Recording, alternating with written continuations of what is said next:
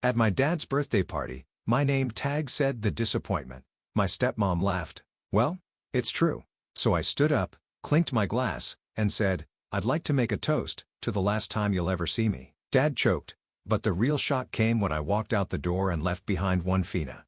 I'm 32, and if you asked my dad, he'd probably tell you I'm his biggest disappointment. Not because I'm in trouble with the law, not because I'm jobless, not because I've done anything actually bad, but because I chose to live my life on my own terms instead of following his plan for me. My dad, James, is the kind of man who likes things his way. He has always been big on control, appearances, and most of all, family loyalty as long as that loyalty benefits him. When my parents divorced, I was 10. It wasn't an ugly divorce, at least not outwardly, but my dad moved on fast. Within a year, he was remarried to Stephanie, a woman who had 2 kids from her previous marriage, Hunter and Olivia. And that's when everything started to change. At first, I really tried. I was just a kid, and I wanted my dad to be happy. Stephanie was nice in that fake sweet kind of way, overly enthusiastic in public, always making a show of how she was trying to blend the family. She'd hug me a little too tightly and say things like, "I just know we're going to be best friends." But behind closed doors, it became pretty clear that she only had one priority, her own kids. My dad, who had always been involved in my life before, suddenly had new priorities. He went from being my dad to being their dad. It was small things at first, like missing my soccer games, but never missing Hunter's. Forgetting to pick me up from school, but always being on time for Olivia's dance recitals. Then it escalated. By the time I was 14, I was expected to babysit them, help with chores that they never had to do, and act like a good big sister while they got away with everything. If I ever complained, my dad would sigh like I was exhausting him and tell me, "They need more attention. You're older. Be mature." Stephanie, on the other hand, had a more direct approach. She'd just call me selfish. The final straw was when my dad drained the savings account my mom had set up for me. Money that was supposed to be for my college tuition. My mom fought hard in court to get that money back, but by then, the damage was done. I was furious.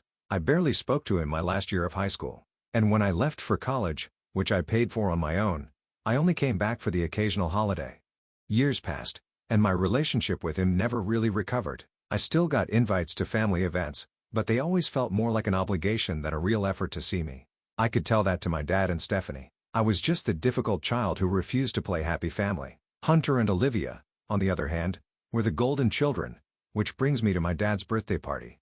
Stephanie was throwing a huge party for him. One of those over-the-top, invite everyone we ever met kind of things. I wasn't planning on going, but my aunt, one of the few family members still on my side, convinced me. "Just stop by for a little while," she said. "Maybe things have changed." Spoiler, they hadn't. The moment I walked in, I felt it. That familiar, unwelcome tension. People I hadn't seen in years were there, but instead of warm greetings, I got polite nods. Conversations flowed around me, but no one really included me. I saw my dad across the room, laughing with some old friends, but when his eyes landed on me, his smile flickered for half a second, like he was surprised I actually showed up. I was already regretting coming when I noticed a small table near the entrance. It had name tags.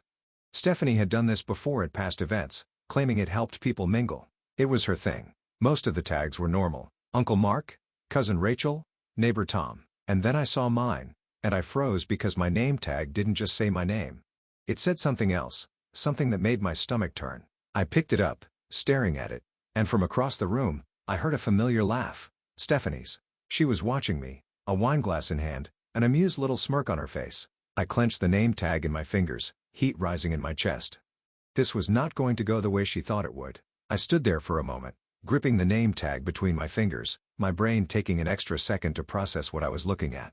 It had my name, but underneath in smaller letters, someone had written the disappointment. At first, I thought maybe it was some kind of joke, some awful tasteless joke, maybe a cousin trying to be funny, maybe an unfortunate mix-up, but then I heard her laugh. Stephanie. I looked up and found her across the room, standing near the bar, sipping her wine like she didn't have a care in the world. Our eyes met, and that slow, satisfied smirk spread across her face. I could feel my pulse in my ears. A few people had noticed me standing there now. A couple of glances in my direction. No one said anything, but I could feel the weight of it, the expectation. I could almost hear the words they weren't saying. "Don't make a scene." I took a slow breath and put the name tag back down on the table. I smoothed it out, aligning it perfectly with the others. For a second, I almost laughed. Of course, she did something like this. This was classic Stephanie. Not an outright insult. Not something blatant enough for people to immediately call her out on, but something just subtle enough that if I reacted, I'd look like the problem. I should have known the second I walked through the door that something like this was coming. A hand touched my shoulder, and I turned to see my aunt, the only person in this family who had ever really understood me. Her brows were drawn together, her lips pressed into a tight line. She'd seen the name tag. Her eyes flickered toward Stephanie. "Are you okay?" she asked softly. I forced a tight smile. "Yeah," I said. "I'm fine." But I wasn't. I was exhausted. Exhausted in a way that I didn't even know how to describe because this wasn't new. This wasn't even the worst thing she'd done. This was just the latest in a long pattern of making sure I always knew my place. I should have walked out right then. I should have turned around and left. But something in me said no. Not this time. So instead, I took a deep breath, squared my shoulders, and did something that I knew would catch them off guard. I smiled. A real, easy smile, like nothing had happened at all. Then I picked up a glass of champagne from a passing server, clinked it lightly with my nail, and turned toward the room. Because if Stephanie wanted a show, I was going to give her one. I raised my glass just slightly, feeling the weight of the room shift as a few people glanced in my direction. I hadn't made a scene, not yet, but the quiet clink of my nail against the glass had drawn just enough attention. Just enough to make Stephanie hesitate for a fraction of a second before taking another slow sip of her wine, her eyes narrowing slightly like she was trying to figure out what I was doing. I let the moment stretch just a little longer than necessary, like I was considering making a toast before I gave a small shake of my head and turned away, heading deeper into the party. I wasn't going to give her the satisfaction of reacting. Not yet. The party itself was exactly what I expected. Crowded, overly polished, with expensive catering and carefully curated decorations. Stephanie had gone all out as she always did because everything in her life had to be a performance. It wasn't just about celebrating my dad's birthday. It was about showing off, about making sure people knew how perfect her life was, how loved she and my father were, how successful their children had become. Their children, not me. Hunter and Olivia were already holding court in the middle of the room, surrounded by a small group of relatives who were all nodding along as Olivia gushed about her upcoming wedding. And of course, Dad's paying for everything, she was saying, flashing a smile as she twirled the massive diamond on her finger. We wanted something tasteful, you know? A real elegant wedding, not one of those tacky Pinterest disasters. I bit back a laugh. Olivia had always been like this, polished, rehearsed, just the right amount of self-absorbed to make sure everything revolved around her without seeming too obvious about it. Hunter, meanwhile, was leaning against the bar, nodding along as a few of my dad's old friends congratulated him on his new job, which I was certain he hadn't actually earned. Hunter had never worked for anything in his life. Every opportunity had been handed to him, every mistake quietly cleaned up by my father. I was halfway tempted to walk over and insert myself into the conversation just to watch them squirm. But before I could, I heard my father's voice. He said. And when I turned, he was already making his way toward me, a drink in hand, his expression carefully neutral. "I didn't think you were going to come." I smiled, but it wasn't a real smile. "Wouldn't miss it."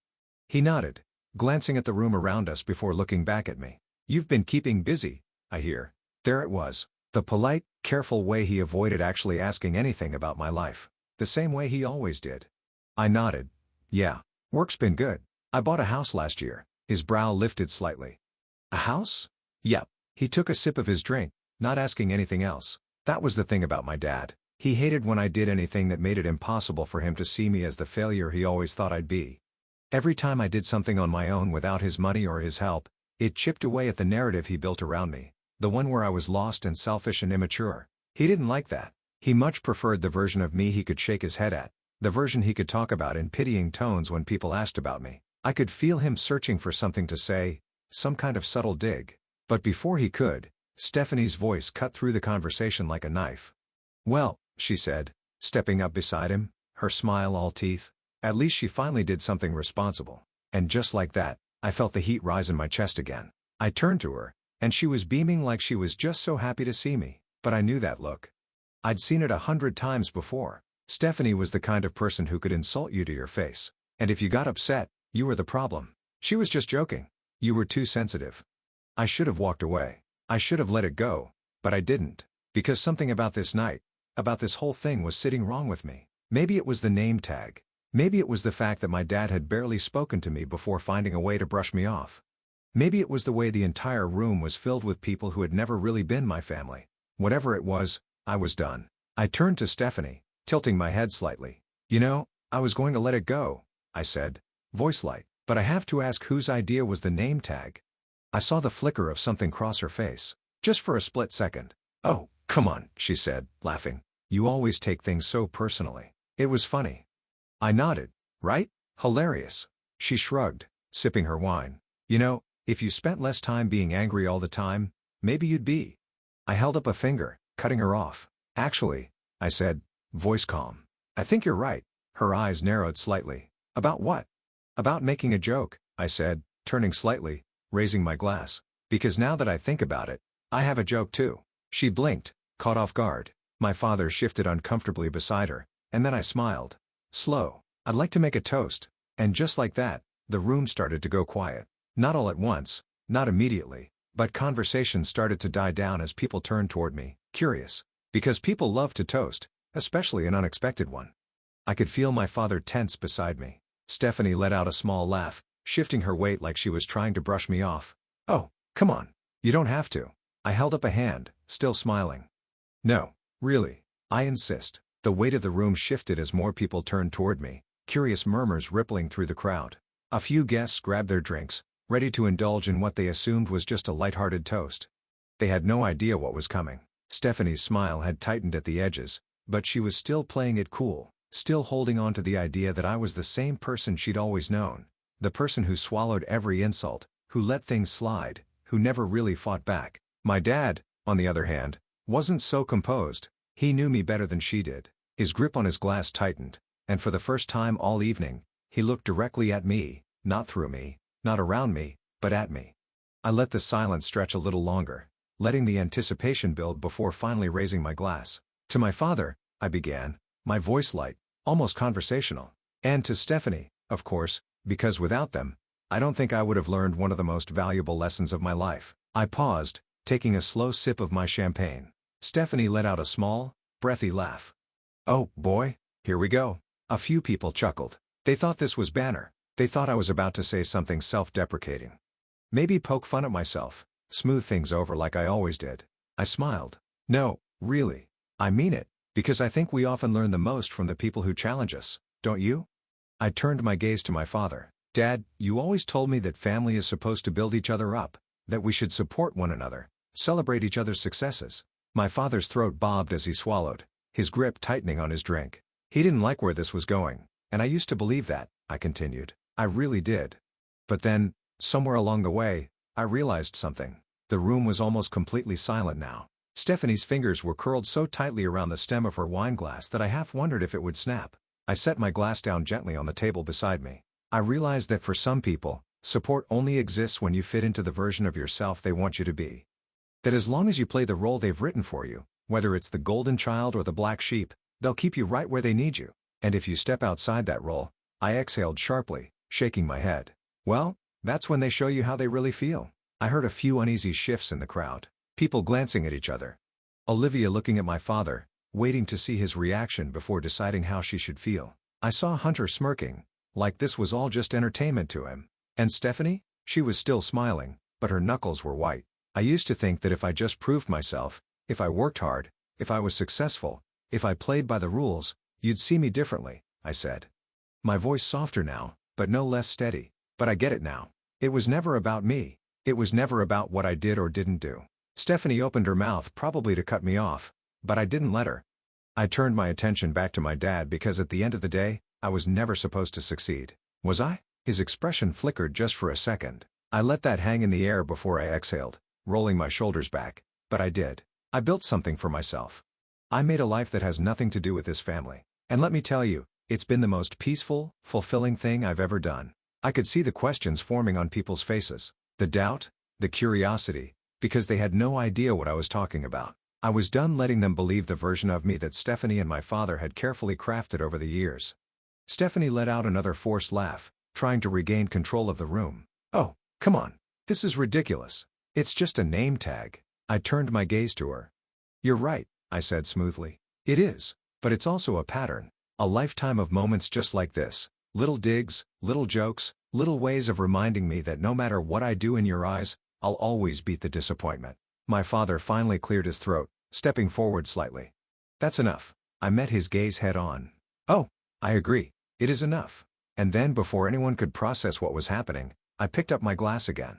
I raised it slightly, letting the weight of my next words settle over the room to the last time you'll ever see me. The silence was deafening. My father stiffened. Stephanie's jaw actually dropped slightly before she snapped it shut. Someone in the back muttered, "Wait, what?" And then without another word, I set my glass down, turned on my heel, and walked toward the door. I could feel them watching me, could feel the panic starting to creep in because this wasn't like the other times. I took one last glance back before stepping through the door, and for the first time in my life, I didn't feel like I was walking away from a fight. I was walking toward something, toward freedom, toward peace, toward the life I've been building away from the drama that had always defined my family. As I stepped outside, I took a deep breath, the cool night air filling my lungs. It was over. I had cut ties in the way I should have years ago. There was no more pretending, no more trying to win approval from people who had never cared about me unless I fit their image of what I was supposed to be. I drove home that night in silence, feeling a weight lifting from my shoulders with every mile. But even as I sat in my quiet living room that evening, there was a part of me that couldn't help but wonder if I'd gone too far. Had I really done the right thing? Had I been too harsh? The next few days were a blur of texts and calls I didn't answer. I didn't look at social media because I knew it was full of the fallout.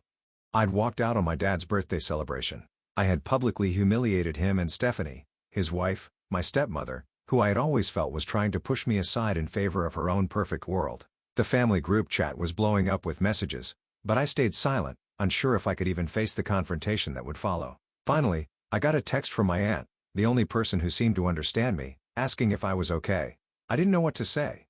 I was okay, better than I'd been in years, but also a little unsure. I told her I needed time. She didn't press. My father called me the next morning. "Where are you?" he asked in his familiar tone, the one that always sounded like I disappointed him no matter what I did. "I'm at home," I said. "I'm not coming back." His silence was all I needed to know. "You can't just leave like this, you know," he said after a long pause. "This family, we have to stick together." I didn't even hesitate. Not if sticking together means pretending to be someone I'm not anymore. That was the last time we spoke. Weeks passed, and I stayed away from all family events, weddings, birthday parties, and whatever else they tried to organize. The rest of my family either fell into line with my dad and Stephanie's view of me or pretended like nothing had happened. I heard through the grapevine that my dad was hurt, that Stephanie was furious, that my brother and sister were disappointed in me for making a scene. But none of it bothered me. I knew I had done the right thing for me. I was still living my life, still thriving, and while I wasn't exactly happy about cutting them all off, I felt a kind of peace I hadn't known in years. I haven't spoken to anyone in the family since that day. So here I am asking, am I the a-hole for walking out like that? For making the toast and cutting them off completely? Did I take it too far? Or was I justified in finally standing up for myself? I know I'll never get my dad's approval. I know I'll never be the daughter he wanted, but part of me thinks that maybe I've finally figured out that I don't need to be. So read it. Let me know. Was I out of line? Or was this long overdue? If you enjoyed this story and want to hear more content like this, make sure to like and subscribe. Don't forget to drop a comment below sharing your thoughts. Do you think they went too far? Or was the fallout completely justified?